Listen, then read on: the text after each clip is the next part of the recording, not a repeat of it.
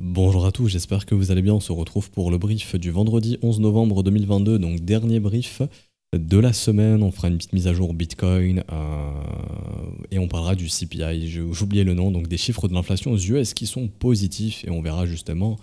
Bon, on ne va pas juste se contenter de dire ah c'est positif, on va voir justement ce qui peut arriver macroéconomiquement et où est-ce qu'on en est.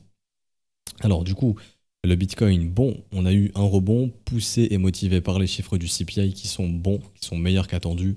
Donc on attendait 8%, on a eu 7,7% de CPI, donc l'inflation s'améliore aux US. Et au niveau du core CPI, on attendait 6,5, on a eu 6,3. Donc on s'améliore, on baisse. Le core CPI faisait que monter si je vous montre. Hop. Là, vous voyez, on était sur des nouveaux sommets en nouveaux sommets. Bon, sur un an, ce sera mieux. Là, enfin, ça baisse. Ok.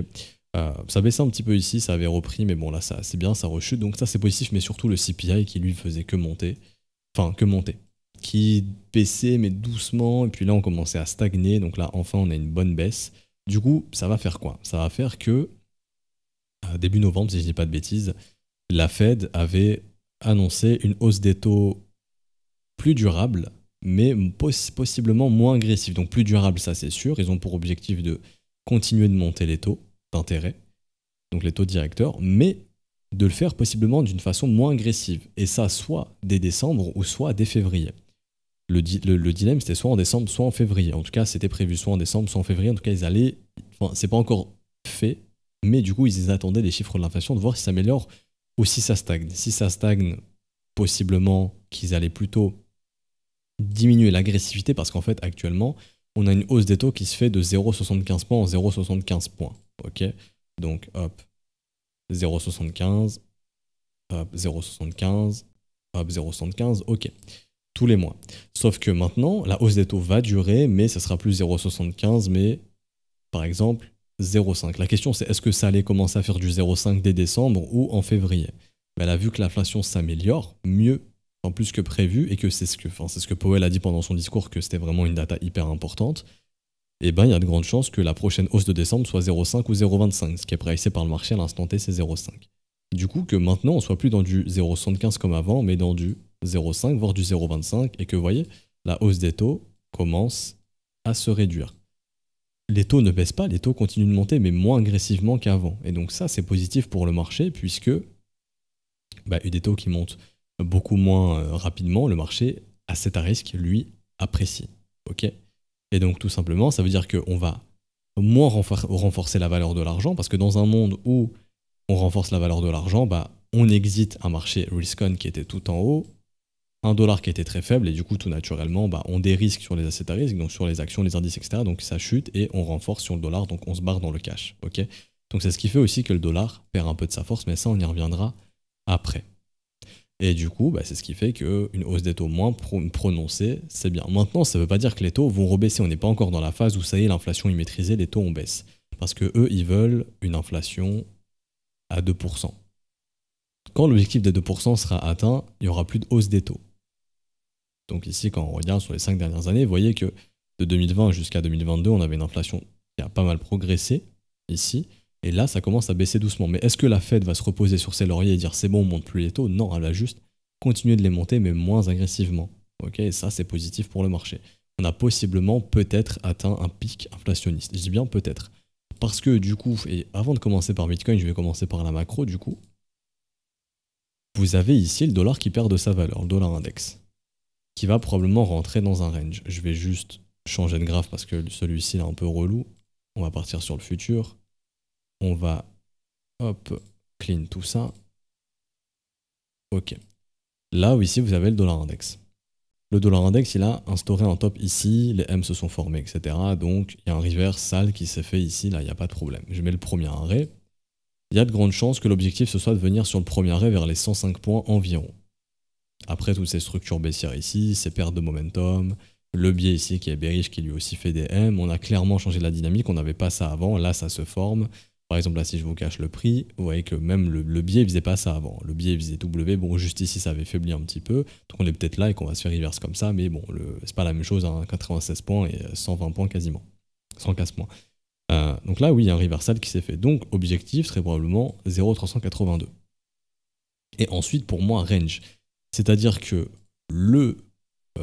la suite, il faut penser à la suite avant, c'est-à-dire que, ok, l'inflation, elle est en train de faire ça, donc là, vous avez le dollar, là, vous avez l'inflation qui montait, qui montait, qui montait, qui montait. L'inflation, elle est possiblement sur un pic. Si on a trouvé un pic, la hausse des taux a ressemblé à ça, ok. Donc, tac, très agressif, tac, très agressif. Donc là, j'abuse, hein, mais en gros, c'est ça l'idée, très agressif, machin. Ok, maintenant, on est là. Ça, c'est l'inflation. Donc là, je vais vous noter ici les taux. Ça, c'est l'inflation. Et ici, vous avez donc le dollar index, donc le dollar. Donc le dollar contre les autres monnaies fiat, hein, donc dollar index contre euro, etc., etc. Un dollar qui faiblit, ça peut créer quoi? Bah, sur les importations américaines, ça peut justement rendre les prix plus chers parce qu'ils ont une inflation qui a fait ça avec un dollar qui a fait ça. Ils ont une inflation de 9% au max. Donc ici, je vais écrire, je crois que c'est 9,1%. On vérifie ça de suite. Mais ils avaient un CPI de 9,1, si je dis pas de conneries. Voilà, au top, c'est 9,1 et ça commence à baisser. Ok, très bien. Mais là où je veux en venir, c'est que ici, on écrit 9,1. Objectif, revenir à 2%.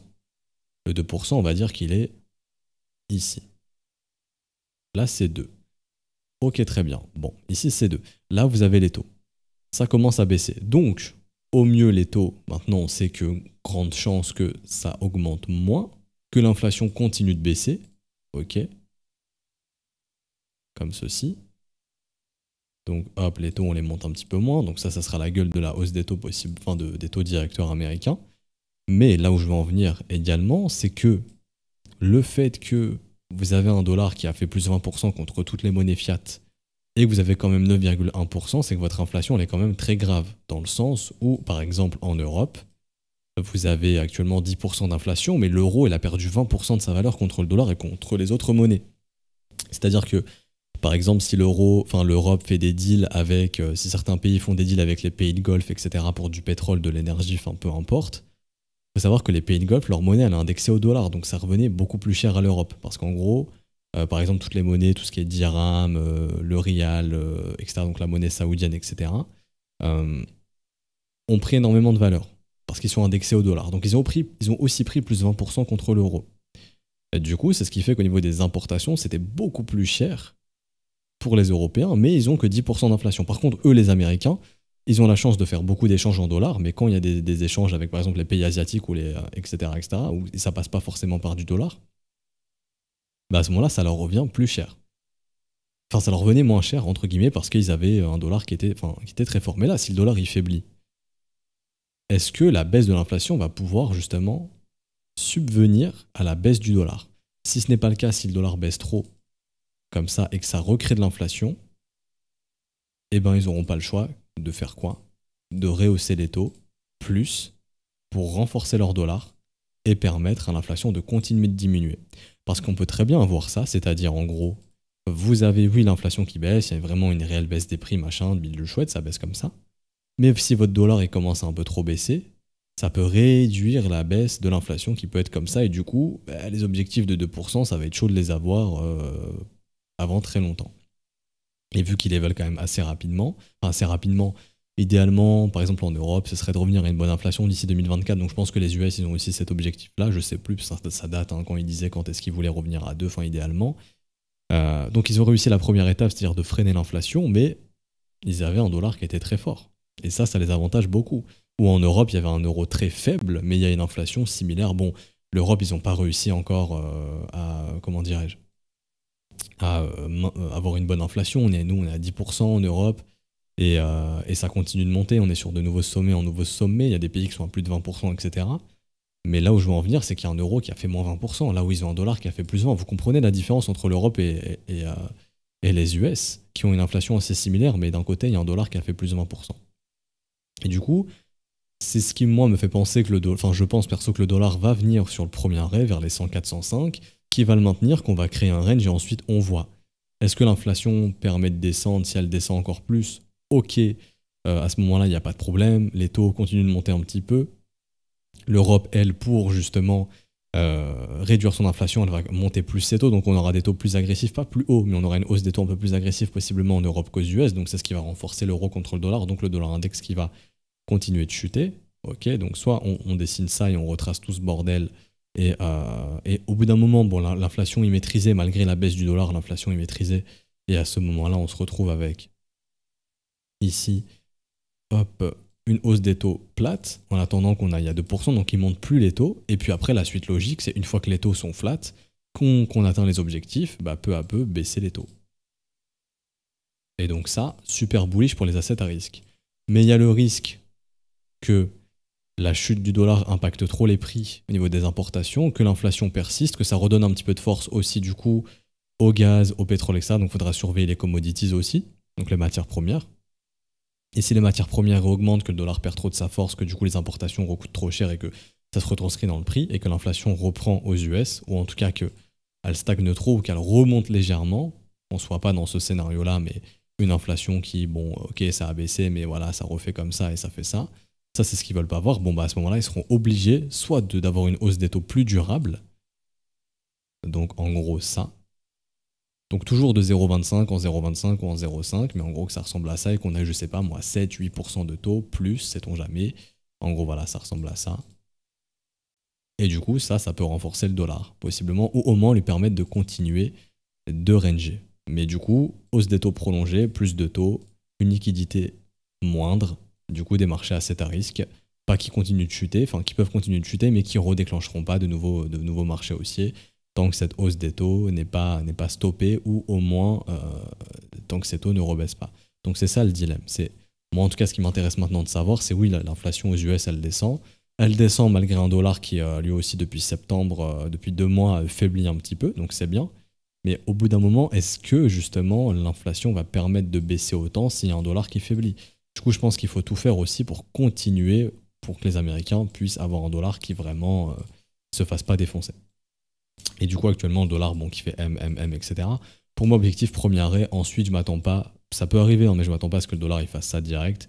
Il y a de grandes chances que, hop, premier arrêt, ensuite ça rebondisse, et en gros qu'on se mange ce qu'on s'est mangé ici, c'est-à-dire, mais de façon inversée, bars pattern, du range tout simplement, en attendant de savoir si, là on est là, ok, en gros on va faire un truc comme ça, hop, on revient ici, mais voilà on est quelque part par là, donc de façon inversée, là j'ai inversé la courbe, mais ça c'était avant le marché haussier, du dollar index, tac tac tac, premier arrêt, on crée du range, ensuite on va revenir possiblement vers les résistances, et ensuite on voit est-ce que ce range connaît résolution haussière, et du coup le dollar reste haussier pour les prochaines années, et en gros on a un dollar hyper fort encore pour les prochaines années, un truc comme ça, et on fait de la continuation, et une graphique qui ressemble à ça, ou alors est-ce que du coup on range, et puis comme ici on a fait un reverse haussier, bon bah sauf que là on fait un reverse baissier, et du coup j'inverse bien évidemment la courbe, qui peut ressembler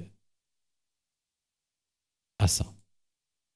Et là donc, le dollar qui chute, les assets à risque qui reprennent de la force, Bitcoin qui reprend également de la force, possiblement, et la crypto aussi qui reprend un petit peu des couleurs. Pas bull market du siècle, parce que s'il y a une cyclicité très avantageuse, ce sera, je pense personnellement, printemps 2024 jusque possiblement fin d'année 2024, début 2025, voire fin d'année 2024 jusqu'à mi-2025, pour une cyclicité très avantageuse comme on a eu en 2020-2021.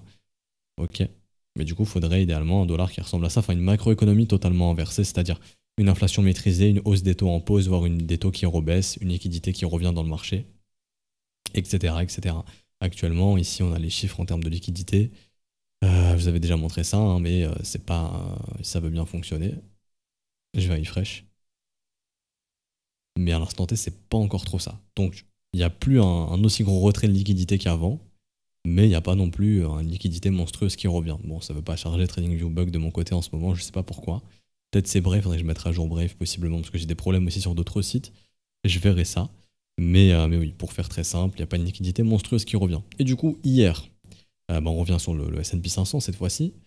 Non, c'est pas là, on s'en fout. Bon, là j'ai l'analyse, mais hop, on va revenir ici. Donc ça, on supprime.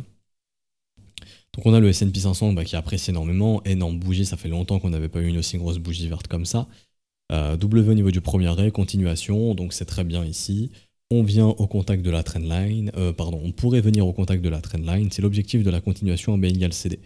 On a le premier arrêt du mouvement entier, donc depuis le top jusqu'au bottom à 4000 points, un gros chiffre rond psychologique, donc 4000 c'est un gros level, pour voir si on peut s'installer au-dessus des 4000. Donc en fait on va travailler pour moi maintenant la zone des 4000 à 4120. Si on arrive à casser ici et qu'on s'y installe, il y a de grandes chances qu'on puisse poursuivre pour les prochaines semaines jusqu'à 4300, 4530. Et là ça ferait un bon retracement. Et on en avait parlé, mais la question ce sera, est-ce que on sera dans un méga piège dont on avait parlé, hein, qui est que, plutôt prendre sur les S&P 500, hop, qui est que en gros, le premier arrêt sera maintenu. Bon, ça se voit mieux sur le dollar index, que nous on n'est pas venu jusqu'au S&P 500. Oh, ça se voit mieux, pardon, sur le Nasdaq, je vais venir sur le Nasdaq. Ça se voit mieux sur le Nasdaq ici, mais vous voyez, premier arrêt, la question c'est est-ce qu'on nous fait la classique qu'on nous fait à chaque fois, bam, bam, bam, premier arrêt, rebond, zone de rechargement de short, et là, bam, gros nettoyage, jusqu'à ce qu'on ait des bottoms derrière. Ou alors, l'inflation immaîtrisée, donc l'inflation, elle montait, les hausses des taux, enfin la hausse des taux montait agressivement, du coup, bah, on a pricé ce dip, on s'arrête au premier arrêt, donc l'inflation, elle commence à faire ça, et du coup, tout naturellement, hop, on a un marché qui redeviendrait bullish. Bon, ça reste à voir. La courbe, hein, elle ressemble beaucoup à la cassure d'une parabole, à une bulle qui éclate avant de voir ça. Mais bon, bien évidemment, le marché US peut très bien faire ça également. Ça, j'en avais déjà parlé dans un précédent brief de façon beaucoup plus détaillée. Donc, je vous invite à le regarder. Il faudrait que je retrouve. Je vous dirai si je retrouve, je vous mettrai le lien en description. Et on revient ici sur le S&P 500 futur. Donc oui, pour l'instant, c'est très bien. À voir si le mouvement aujourd'hui va poursuivre ou est-ce que c'était un piège pour juste chasser des stops. Donc, c'est-à-dire que en gros, on vient vers les 4000 et puis hop, on faiblit, ça reste à voir. On peut faire un point sur le marché option, qui va être ici, je pense. Je vais venir sur l'expiration de 11 novembre. Je vais juste refresh, voir si elle est beaucoup chargée ou pas. Alors, pour qu'on puisse être aiguillé. C'est pas beaucoup chargé, mais il y a de gros intérêts à clôturer au-dessus des 3850 pour aujourd'hui, voire au-dessus des 3900. On y est déjà, donc grosso modo, pour aujourd'hui, il y a des chances qu'on puisse tenir les 3900. Maintenant, à voir si on va poursuivre. Là, pour l'instant, ce matin, ça semble être le cas. Et du coup, je reviens ici. Hop, hop, hop. On regarde pour le 18 novembre la grosse expiration pour en savoir un peu plus. Et bon, il faudra regarder du coup la semaine prochaine pour vendredi prochain. Mais là, à l'instant T, ils aimeraient tout faire pour clôturer au moins la semaine prochaine aussi au-dessus des 3900 dans l'état. Voire peut-être même au-dessus des 4000, mais bon, ça on verra la semaine prochaine. Donc ce mouvement, on peut estimer via le marché option qu'il est réel, entre guillemets, mais voilà, il peut se passer encore plein de choses d'ici la semaine prochaine. Le marché option bouge beaucoup, surtout proche des expirations. Et du coup, Bitcoin, alors, Bitcoin, il en profite, et il fait ce rebond, et il le fait grâce aussi à beaucoup de vendeurs qui étaient coincés. Ça, j'ai vu ça avec les EF tout à l'heure, mais en gros, voilà, grosse hausse d'open interest. Ici, un marché qui descend. Ça ne veut pas forcément dire qu'il n'y a que des shorters, bien évidemment, il y a des acheteurs et des vendeurs. Mais du coup, ces vendeurs se font squeeze suite à cette news parce que beaucoup de spéculation, beaucoup de leviers. Donc les acheteurs ici c'est eux qui gagnent entre guillemets, les vendeurs ici qui étaient plutôt agressifs, qui pouvaient être agressifs sur cette descente. Si on regarde un petit peu les funding, le CVD très agressif, etc. Beaucoup de sell market. Donc ces vendeurs ont été piégés. La question c'est que si on arrive à repasser vraiment au-dessus de la box violette, il y a un short squeeze qui peut être un peu plus important. Par contre, si on fait juste ça, là c'est signe de retournement et continuation baissière, tout simplement. Ça, c'était au niveau de l'order flow. Donc voilà, on va dire que le CPI a facilité un rebond. Maintenant, on voit que ça a plutôt été fait via le marché perp et pas via le marché spot. Pourquoi? Parce que le marché spot, le CVD, il est quasiment flat, alors que le marché perp, le CVD, il est quand même monté plus. Donc c'est plus un mouvement initié grâce aux liquidations sur les contrats dérivés des vendeurs plutôt qu'à du vrai achat massif sur le marché spot. Et du coup, je reviens ici sur l'analyse technique. On a créé du coup une zone de combat. Et maintenant, la question c'est... Je vais venir ici sur ce graphe, c'était Ethereum. Mais on vient ici sur Bitstamp. Non, c'est pas là. Du coup, j'avais utilisé quoi? Coinbase peut-être. Voilà. La question, c'est est-ce qu'on suit le fractal de 2018? Si oui, en 2018, c'est passé pareil. On a eu un rebond, on a eu un retest du support précédent et une continuation baissière. Donc ça, c'est le fractal de 2018, qui lui annonçait justement un rebond, consolidation, et du coup, genre début de semaine prochaine, bam, on réattaque au sud et on fait le finish, un mouvement baissier, un dernier mouvement baissier, qui irait chercher les objectifs qu'on a déjà vus ensemble. Ou alors, le marché fait ici ce qu'on appelle une absorption de liquidité, c'est-à-dire qu'on prend tous les stops, tous les gens qui ont panic sell à la cassure du range, les gros sont venus absorber toute cette liquidité, et du coup, ce qui se passe, c'est que soit premier scénario, vous avez en gros de la structure qui se forme ici, réintégration, et là c'est assez bullish, et là on peut faire un swing dans l'autre sens. Ça serait en gros une wake of accumulation ici pour ceux qui connaissent, mais en gros on aurait assisté au spring, alors ici. Donc c'est-à-dire la fausse cassure, les W, la réintégration, on maintient le support, on part dans l'autre sens. Pourquoi pas? Dans le contexte actuel, on peut imaginer que c'est difficile, mais vu qu'on imagine que c'est compliqué avec FTX machin, bah c'est ce que peut faire le marché. Si tout le monde a déjà vendu ici, que le train est déchargé, que les gens sont en short, bah l'argent il se trouve au nord tout simplement. Ou alors, deuxième scénario, simple pullback, on confirme bien la cassure ici du support, on reteste en tant que résistance, on accepte, continuation baissière, tout simplement. Donc voici, schéma numéro 1, schéma numéro 2, avec du coup retest du support et continuation haussière. Tant qu'il n'y a pas de structure ici, il n'y a pas de signe de réintégration. Après on peut très bien réintégrer, on pousse encore, on teste en support et là on confirme. Et là du coup début d'un swing haussier qui reviendrait peut-être chercher les stops ici, on reviendrait dans le haut du range, voire peut-être chercher carrément les stops au-dessus du range, au-dessus des 25 000. Mais avant de faire ça, il y a plein d'étapes. Donc là c'est pilule bleue, enfin pilule rouge ou pilule verte j'ai envie de dire, soit le pullback continuation baissière, soit le range ici est soutenu, les prix sont soutenus, on forme un double bottom ici, ou une sorte de bottom, ça peut être n'importe quoi, ça peut être une épaule, tête épaule inversée, enfin bref, et réintégrer. Et à ce moment-là, on poursuit. Quand on regarde ici, le vrai niveau à surveiller pour moi, c'est pas forcément juste parfaitement le bas du range, c'est dans ce range où est-ce qu'on a eu le plus de volume exécuté. Et dans ce range, on a eu le plus de volume exécuté avant la cassure baissière, je vais venir ici, c'est là. Donc c'est-à-dire que le vrai test en réalité, c'est plutôt confirmation au-dessus du point de contrôle ici au sein du range, qui serait une bonne confirmation. Donc réintégrer au-dessus de ça. Par exemple, quand vous regardez ici, on fait le même taf, fixed range, je prends ici, hop, quand on regarde ce range ici, oui, il y a eu la cassure, mais hop, M, donc là on peut faire la même chose. Hein. C'est-à-dire que là, par exemple, si je vous inverse le graphe, vous allez voir quelque chose de similaire, si jamais ça arrive. Hop, comme ceci. Je dis pas que ça va arriver, hein, bien évidemment. Mais ça a surveillé, parce que ça, c'est un jeu de liquidité. Mais en gros, vous avez pareil, le range, tac, tac, tac, la cassure. Donc, je pourrais juste le mettre ici. Donc, vous avez pareil, le range, la cassure, bam, réintégration, WW. Au final, on serait ici avec la réintégration. Le plus important, c'est de voir où est-ce que le volume a été exécuté. Dans le haut du range, le haut volume, il était ici. Donc déjà, il fallait repasser là-dessous. Chose faite, ok, là c'est bearish. Mais le gros du volume dans le range, c'était ici. Une fois qu'on est passé là-dessous, vous avez tous les mecs qui ont spéculé à la hausse, qui là sont underwater, et là c'est ce qui fait le mouvement baissier qu'on vient casser dans l'autre sens. Bah là c'est exactement la même chose, mais ça serait ici. Le gros du volume a été exécuté ici, le gros du volume a été exécuté ici, donc une fois que on repasse ça et ça et ça, donc en gros ici, bon bah là ça peut nous ramener dans le haut du range, voire casser dans le haut du range. Bien évidemment, je ne vous dis pas que c'est ça qui va arriver, mais ça c'est un scénario plausible, juste avec la liquidité. Maintenant, c'est vrai qu'actuellement, le contexte actuel fait que la confiance a peut-être été perdue, il y a peut-être des institutionnels qui sont peut-être pas intéressés par la crypto maintenant, qui attendent de voir s'il n'y a pas d'autres exchanges qui vont qui vont être insolvables et vont faire faillite également, et peut-être qu'ils sont dans l'attente, alors que s'il n'y avait pas eu tout ça, peut-être qu'on aurait pu faire plus facilement ce genre de scénario. Peut-être, hypothèse. Hein. En tout cas, le marché va nous parler. S'il y a un rejet, une continuation baissière, c'est bearish.